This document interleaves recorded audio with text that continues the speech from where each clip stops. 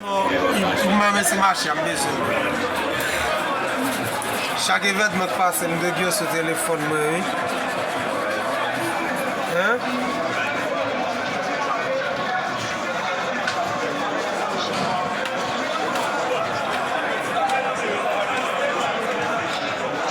Ki?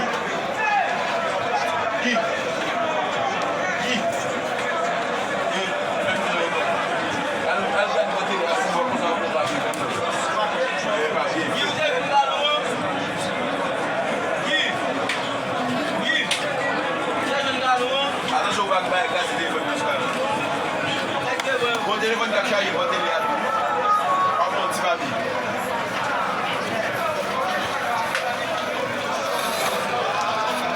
Bon telefon an pou an lè.